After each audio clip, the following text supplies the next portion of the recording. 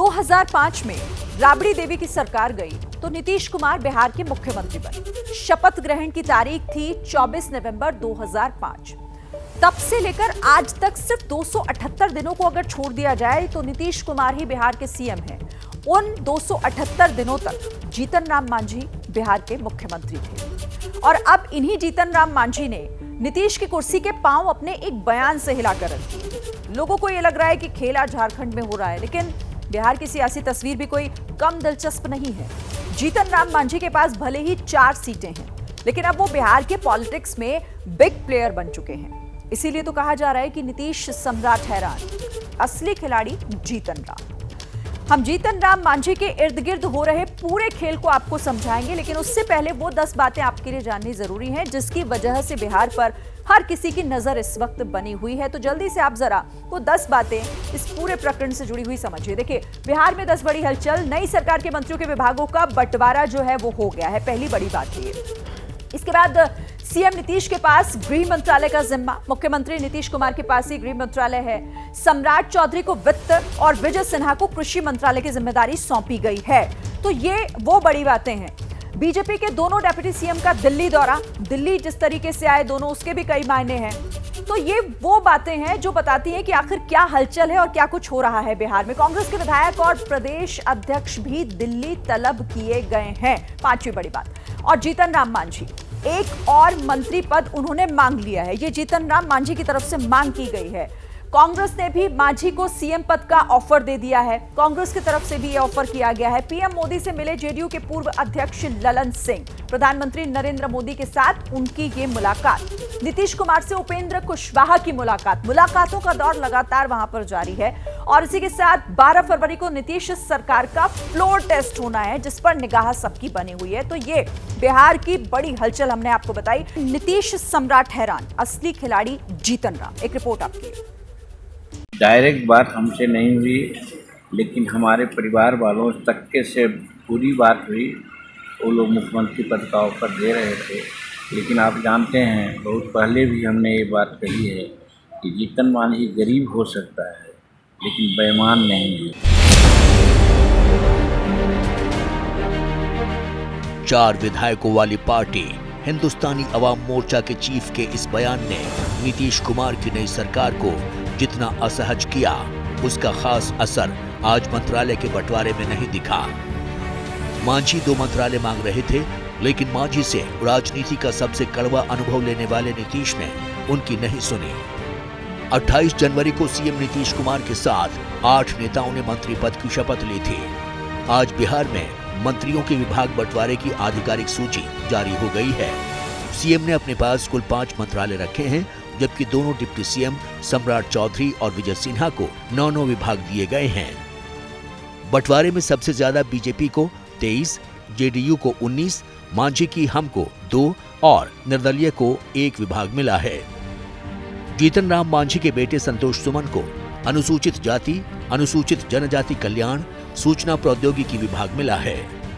साफ है, नीतीश पर मांझी का प्रेशर पॉलिटिक्स का कोई असर नहीं पड़ा, लेकिन 12 फरवरी को मांझी चौंकाएंगे, ये सवाल यूं ही नहीं उठा है। बिहार कांग्रेस के चीफ ने कैमरे पर बहुत बड़ी बात बोली है।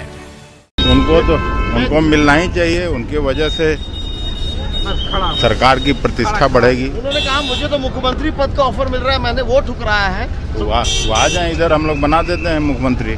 तो आ जाए इधर, हम लोग बना देते हैं मुख्यमंत्री। तेजस्वी यादव पहले ही कह चुके हैं कि खेला तो अब शुरू होगा, और अब कांग्रेस भी खेला होने के संकेत दे रही है। तो क्या 12 फरवरी को बिहार विधानसभा में विश्वास मत में वाकई खेला होने वाला है? सुनिए, इस सवाल पर बीजेपी का क्या कहना है। तेजस्वी कह रहे हैं, आरजेडी कह रही है कि 12 को बहुमत साबित करना है नीतीश को, तो उस दिन बड़ा खेला होगा। कोई खेला होने वाला नहीं है। ये जनता को पूरी तरह गुमराह करने की बात जाकर के है, उनकी बातों में दम नहीं जाकर के है। एनडीए एकजुट है जाकर के, और मैं समझता हूं कि निश्चित तौर पर कहीं कोई दिक्कत नहीं जाकर के है। कोई खेला होने वाला है नहीं। अब खेला खत्म हो गया है, अब नई पारी की शुरुआत हो गई है। एनडीए गठबंधन 2025 तक माननीय मुख्यमंत्री नीतीश कुमार जी की अगुवाई में भाजपा, हम और अपना लोजपा मिलकर सरकार को चलाएंगे। तो देखिए, बिहार में हर कुछ ऐसा लग रहा है जैसे बदल रहा है। पल जिस तरीके से जो समय आगे बढ़ रहा है, हर पल कुछ ना कुछ बदलाव देखने को मिल रहा है, हलचल लगातार बढ़ रही है।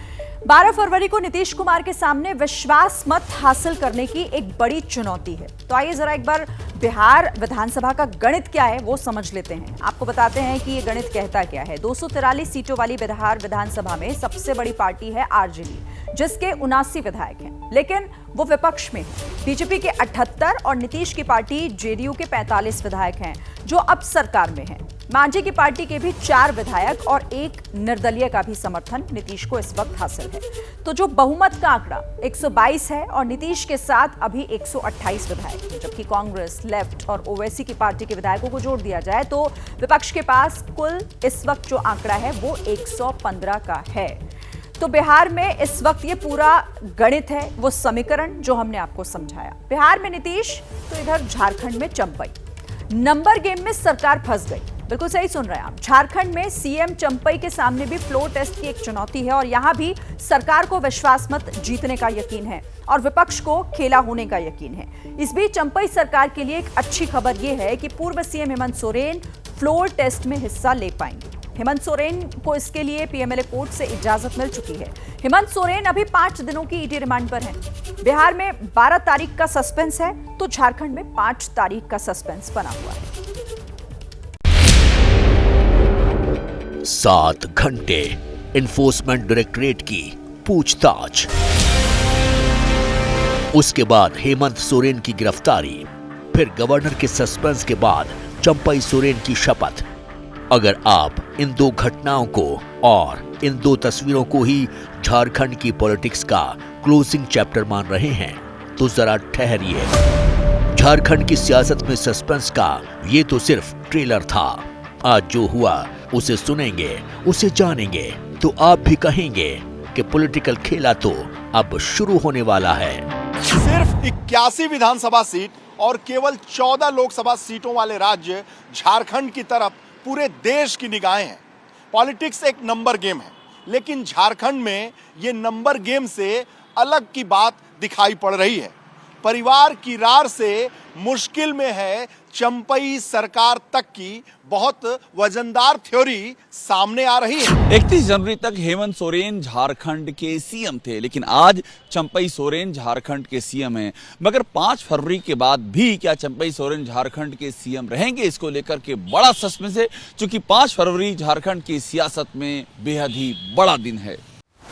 5 फरवरी को झारखंड में फ्लोर टेस्ट है, यानी सीएम चंपई सोरेन को सदन में अपना बहुमत साबित करना होगा। महागठबंधन के सामने विश्वास मत की चुनौती है। बहुमत के आंकड़ों का गणित आपको आगे बताएंगे। उससे पहले महागठबंधन के अंदर से आई वो आवाज सुनिए जिसने चंपई सोरेन को चौंका दिया है। झारखंड राज्य तो माननीय गुरुजी शिबू सोरेन के नेतृत्व में इतना आंदोलन होने के बाद राज्य अलग हुआ, लेकिन आज राज्य अलग होने के बाद भी आज तक ये जितना सारा जो मुद्दा है आज तक ये इसको धरातल पर नहीं उतरा है। और इसीलिए हमने चाहा कि अब जेएमएम से हम रिश्ता नाता नहीं रखेंगे, क्योंकि लोग कह रहे हैं ये दगाबाज हो गया इन लोग सब। तो जो लोग बोला था तो हम उसके साथ में क्यों हम पिसाएंगे। ये तो सिर्फ रुझान है, वो भी ऐसे रुझान जिनके लिए कोई बाहरी दल नहीं बल्कि खुद की असंतुष्टि जिम्मेदार है। महागठबंधन के विधायकों की यही असंतुष्टि बीजेपी को 5 फरवरी वाला बूस्टर दे रही है। वो बूस्टर जिसे राजनीति की भाषा में अंतरात्मा कहा जाता है। कॉन्फिडेंट है तो अपने विधायकों को कैद से बाहर निकालिए और झारखंड में उनको भी आनंद उत्सव मनाने दीजिए। देखिए, विश्वास तो नहीं है। अगर विश्वास रहता तो हैदराबाद में रेस्टोरेंट के अंदर दम बिरयानी खिलाने के नाम पे लेके नहीं जाते इन लोगों को। अभी जो वर्तमान सरकार बनी है उसके नेपथ्य में यह है कि भ्रष्टाचार के कारण एक सरकार गई है और भ्रष्टाचार के कारण सरकार के चले जाने के बाद इनको मौका मिला है। तो कई एक विधायक हैं कांग्रेस, जेएमएम, आरजेडी में जो अपने अंतर मन में ये विचार कर रहे हैं कि जिस कारण से जनता ने हमको मौका दिया था झारखंड और झारखंड की सेवा के लिए, क्या हम वो कर पाए हैं क्या? अब समझिए झारखंड विधानसभा का वो गणित जो 5 फरवरी को तय करेगा कि सूबे का मुखिया कौन होगा। झारखंड में असेंबली की कुल 81 सीटें हैं, एक सीट खाली है और बहुमत का आंकड़ा है 41। इन आंकड़ों को गौर से देखिए, क्योंकि जैसा लग रहा है वैसा ही 5 फरवरी को भी होगा।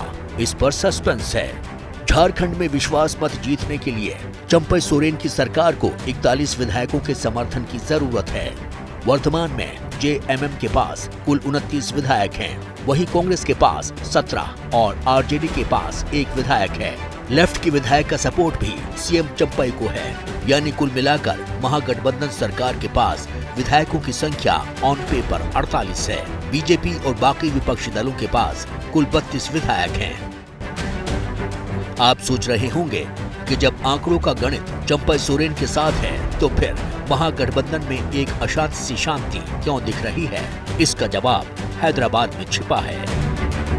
सरकार बचाने की कवायद में जुटी जेएमएम और गठबंधन के विधायक कल होंगे रांची रवाना। आपको बता दें, हैदराबाद 2 फरवरी को पहुंचे, एक रिजॉर्ट में रुके। 36 विधायक कल शाम यानी 4 फरवरी शाम 5 बजे चार्टर्ड से वापस रांची जाएंगे, क्योंकि 5 फरवरी को फ्लोर टेस्ट और फ्लोर टेस्ट में बहुमत साबित करना है, विश्वास मत साबित करना है। और इसीलिए 48 घंटे यहाँ रुकने के बाद यानी हैदराबाद के रिजॉर्ट में रुकने के बाद 36 विधायक वापस रांची जाएंगे कल शाम 5 बजे। आपको बता दें कि हेमंत सोरेन उस विश्वास मत के दौरान मौजूद रहेंगे। कोर्ट से अनुमति मिली है और ऐसे में चंपई सोरेन को साबित करना है कि उनके पास विधायकों का विश्वास हासिल है, सरकार बची रहेगी। इसी कवायद में जेएमएम जुटी हुई है और 2 फरवरी को तमाम 36 विधायक रांची से हैदराबाद के एक रिजॉर्ट में ठहराए गए थे, जिनकी कल शाम 5 बजे वापसी होगी। यानी 5 फरवरी को फ्लोर टेस्ट और उससे पहले तमाम विधायक यहां से रवाना होंगे। अब आपको बताते हैं वो दूसरा फैक्टर जो चंपई सरकार के लिए बहुत चुनौतीपूर्ण बन सकता है, और वो फैक्टर है सोरेन फैमिली। जी हाँ, हेमंत सोरेन की कुर्सी गई तो ये तो सबको लगता था कि सत्ता की चाबी सोरेन फैमिली के पास रहेगी, लेकिन फैमिली में अभी से कुर्सी के लिए रार छिड़ती दिखाई देने लगी है। सूत्र बताते हैं कि सत्ता के लिए सोरेन फैमिली के बीच में घमासान मचा हुआ है, क्योंकि बड़ी बात यह है कि हेमंत सोरेन के बाद आखिरकार सत्ता की बागडोर कौन संभालेगा, ये मुद्दा चंपई सोरेन की नियुक्ति से सेटल तो हुआ, लेकिन परिवार के बीच इसको लेकर के गतिरोध कायम है। बसंत सोरेन और सीता सोरेन दोनों की राजनीतिक महत्वाकांक्षाएं बताई जाती हैं और इस महत्वाकांक्षा की जो तपिश है वो इस सरकार को झेलनी पड़ सकती है, क्योंकि जब तक हेमंत सोरेन थे तब तक किसी तरह से मामला शांत था। इन हालातों में सारा दारोमदार इस पर है कि चंपई सोरेन किस तरह से बसंत सोरेन और सीता सोरेन के बीच में सामंजस्य स्थापित कर पाते हैं और उनकी राजनीतिक महत्वाकांक्षाओं को पूरा कर पाते हैं। ये सरकार के लिए एक बड़ी चुनौती है। कैमरा में जितेंद्र के साथ अभिषेक उपाध्याय, एबीपी न्यूज, रांची। आगे ईडी, पीछे खाकी, आपका हिसाब बांटे। दरअसल शराब घोटाले में ईडी पहले ही 5 बार अरविंद केजरीवाल को समन कर चुकी है, लेकिन जब अरविंद केजरीवाल पेश नहीं हुए तो ईडी ने कोर्ट का दरवाजा खटखटा दिया। ईडी की अपील पर 7 फरवरी को दिल्ली के राउज एवेन्यू कोर्ट में सुनवाई होगी। इधर दिल्ली पुलिस केजरीवाल के दफ्तर की दहलीज तक पहुंच गई। हालांकि ईडी की तरह दिल्ली पुलिस भी केजरीवाल के करीब नहीं पहुंच पाई। केजरीवाल के हाथ में नोटिस थमाने की जिद पर अड़ी दिल्ली पुलिस करीब 5 घंटे तक सीएम ऑफिस पर ही मौजूद रही, लेकिन न तो केजरीवाल सामने आए, न ही दफ्तर में मौजूद आम आदमी पार्टी के कार्यकर्ताओं ने दिल्ली पुलिस को आगे बढ़ने दिया। नतीजा, दिल्ली पुलिस को नोटिस सीएम ऑफिस को ही रिसीव कराना पड़ा। लेकिन इस मामले ने सियासी तपिश बढ़ा दी है, क्योंकि ये मामला केजरीवाल की मंत्री आतिशी मार्लेना का कथित गलत बयानी से जुड़ा हुआ है और केस बीजेपी ने दर्ज कराया है।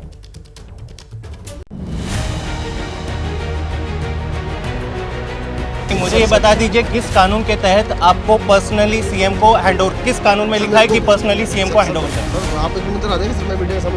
नहीं, इंटरव्यू बात नहीं है।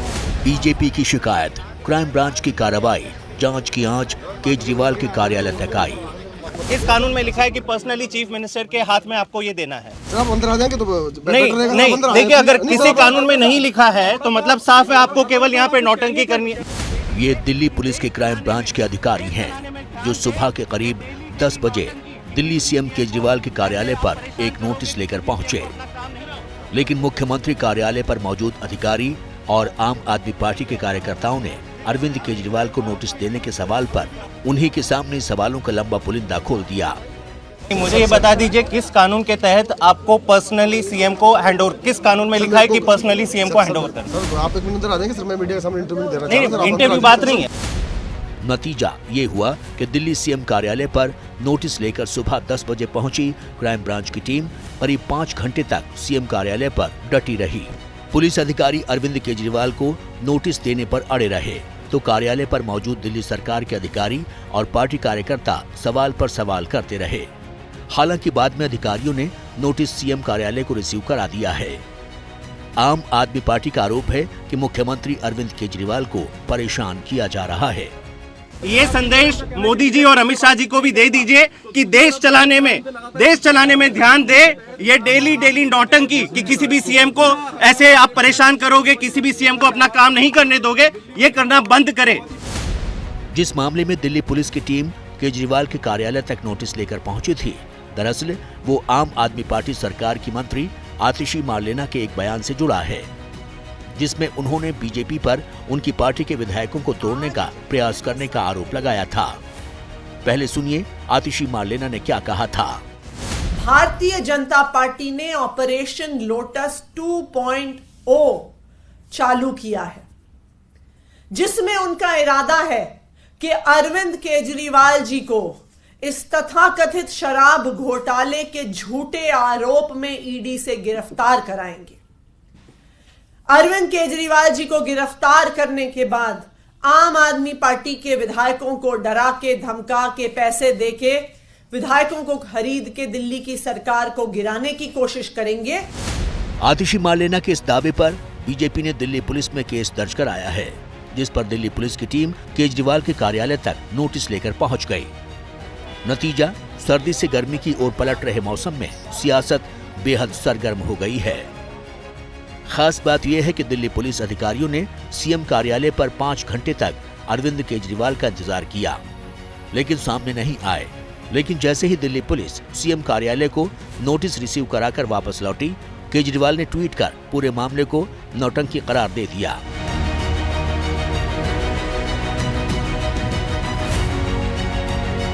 वहीं अब आतिशी मार्लेना के आरोपों पर बीजेपी ने मोर्चा खोल दिया है। बहुत दुर्भाग्यपूर्ण बात है कि एक बार फिर आदरणीय मुख्यमंत्री श्री अरविंद केजरीवाल और उनके लोगों ने जांच में अवरोध डालने का प्रयास करा है। केजरीवाल जी और उनकी पार्टी की पुरानी आदत है असत्य का सहारा लेने की।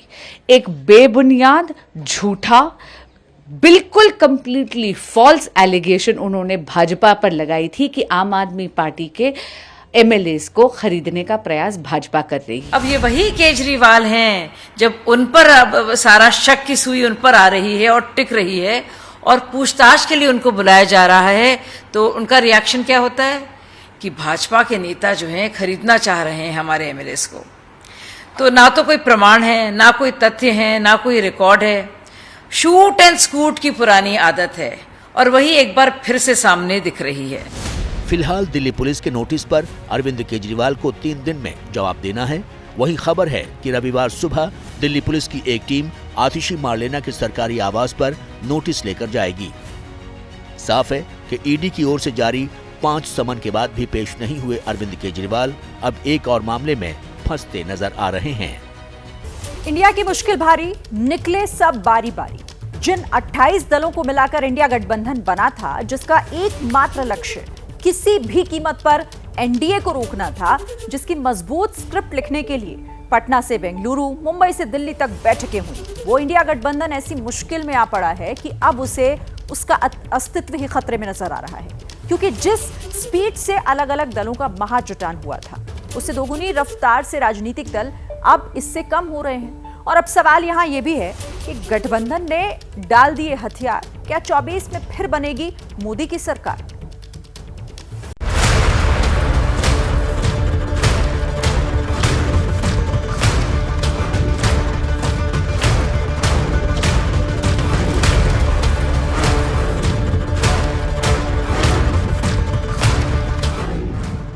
गठबंधन के कच्चे धागे सब मौका देख के भागे।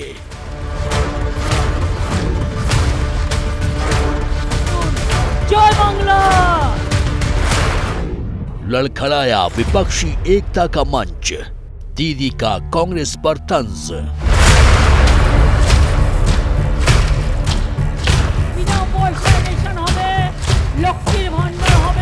বুকের পটা থাকতো দেখতাম ইউপিতে এলাহাবাদে গিয়ে বিজেপিকে হারিয়ে এসো, বেনারসে গিয়ে হারিয়ে এসো, राजस्थान की हारिए शो। गठबंधन ने डाले हथियार, 24 फिर बनेगी मोदी सरकार।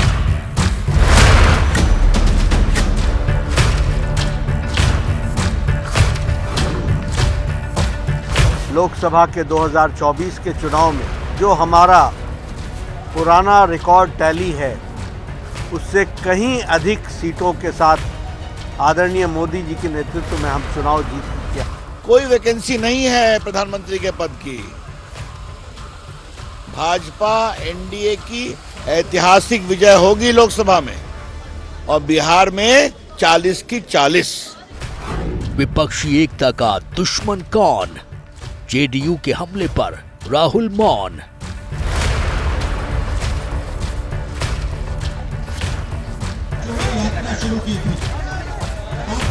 इंडिया गठबंधन टूट के कगार पर है। जिस मेहनत से, जिन इरादों से नीतीश कुमार ने इसको संगठित किया था, कांग्रेस पार्टी के गैर जिम्मेदाराना और अड़ियल रवैये ने इसको तार तार कर दिया है। चक्रव्यूह में फंसा इंडिया का रथ, पहली बैठक से शुरू हो गई थी खटपट।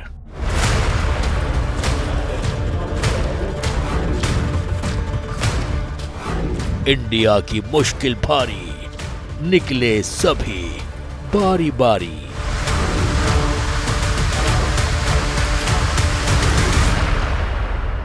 इंडिया गठबंधन, विपक्षी एकता और इंडी अलायंस, ये तीनों नाम उस एक कवायद के हैं जो बीते साल से विपक्ष के सभी नेताओं को एक छतरी के नीचे लाने के नाम पर की जा रही है। इस कोशिश में हार जीत, कुर्सी, सत्ता, शासन सब कुछ है, बस वही नहीं दिख रही है, वो एकता है जिसकी सबसे ज्यादा जरूरत है। क्योंकि इंडिया गठबंधन में जितने भी दल हैं सब अपनी अपनी बांसुरी बजा रहे हैं और एक एक करके गठबंधन को छोड़कर जा भी रहे हैं। क्योंकि पहले नीतीश ने पाला बदला, फिर ममता बनर्जी ने एकला चलो का नारा दे दिया और अब सवाल यहां यह है कि अगला नंबर किसका है।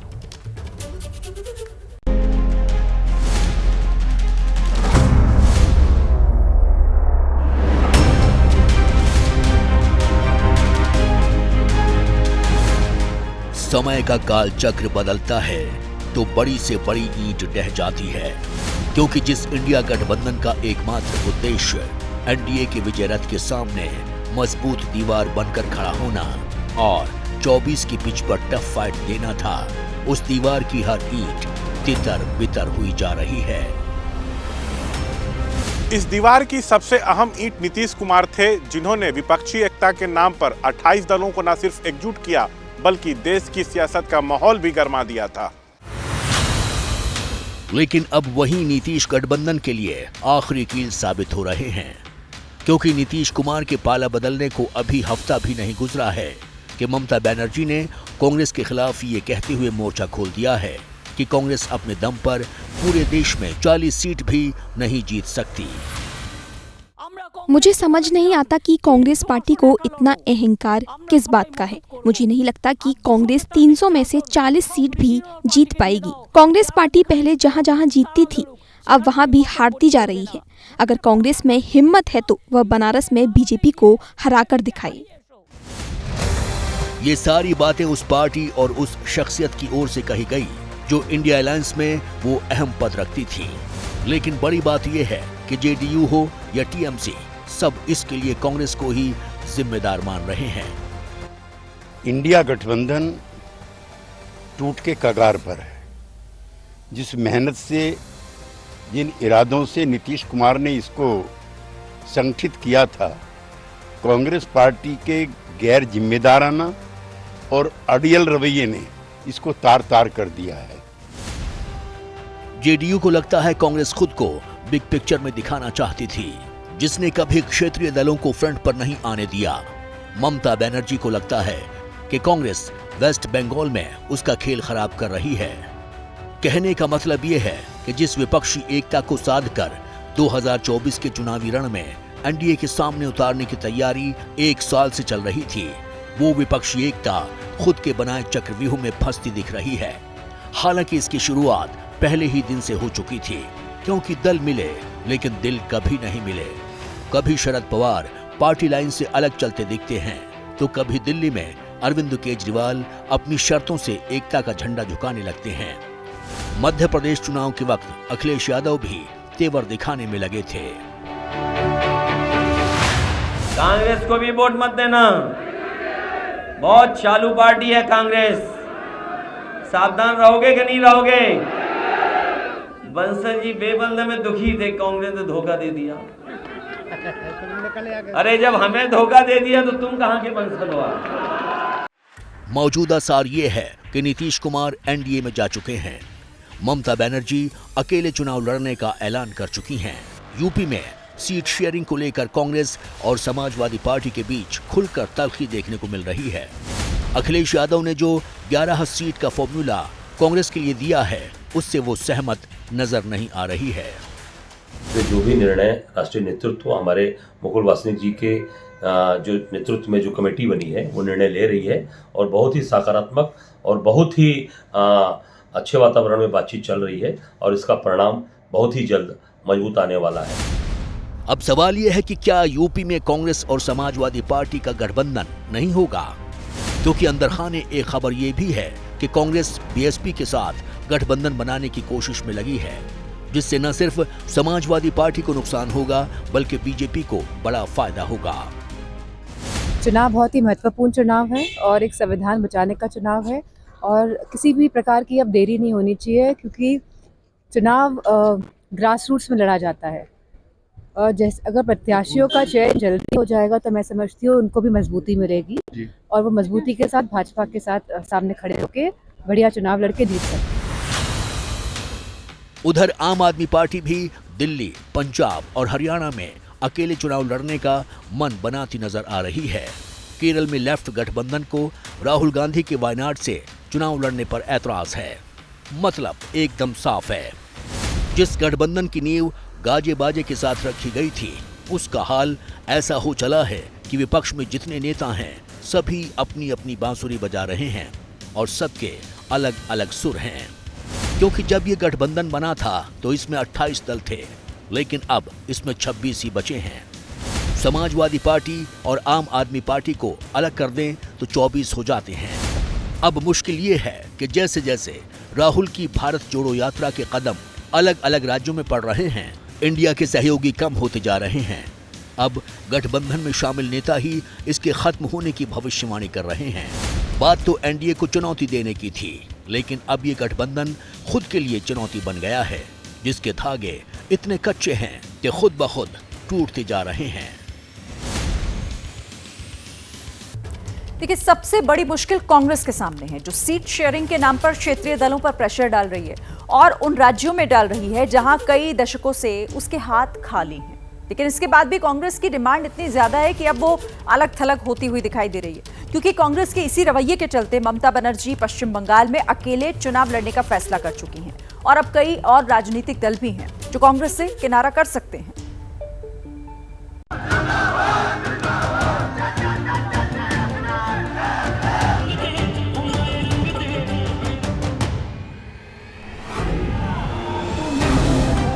लोकसभा चुनाव का संग्राम सामने खड़ा है। चुनाव आयोग भी तैयारी में लगा है। बीजेपी अपनी उपलब्धियों के दम पर 400 पार की स्क्रिप्ट लिखने में लगी है। एकदम स्पष्ट तौर पर बिहार की जनता मन बना चुकी। नरेंद्र मोदी जी के नेतृत्व में पूरा एनडीए बीजेपी 40 की 40 सीट जीतने का काम करती है। हम लोगों ने कहा ना 330 पार एनडीए सरकार, अब जो स्थिति है वो 400 पार एनडीए सरकार है। अब किसी का खाता नहीं खुलेगा, देखिएगा। लेकिन देश की सबसे पुरानी पार्टी अलग थलग पड़ी है, और सबसे बड़ी मुश्किल देश के सबसे बड़े सूबे में खड़ी है, जहां लोकसभा की 80 सीटें हैं। पिछली बार कांग्रेस यहां सिर्फ 67 सीट पर चुनाव लड़ी थी, लेकिन एक ही सीट पर जीत मिली थी, और इस बार ये सीट भी फंसती दिखाई दे रही है। इसके बाद भी कांग्रेस की डिमांड कम नहीं हो रही है।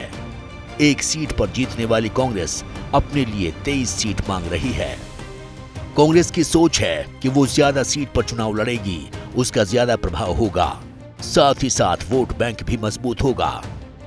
यही वजह है कि कांग्रेस की एक डील बीएसपी के साथ भी चल रही है। कांग्रेस की कोशिश इतनी है कि उसे लड़ने के लिए ज्यादा सीटें मिलें, फिर चाहे एसपी से मिले या बीएसपी से। हालांकि अखिलेश अभी इंडिया गठबंधन से अलग नहीं हुए हैं। वो नहीं चाहते कि कांग्रेस को ये कहने का मौका मिले कि समाजवादी पार्टी पीछे हटी। हमारा गठबंधन का आधार जीत का आधार होगा।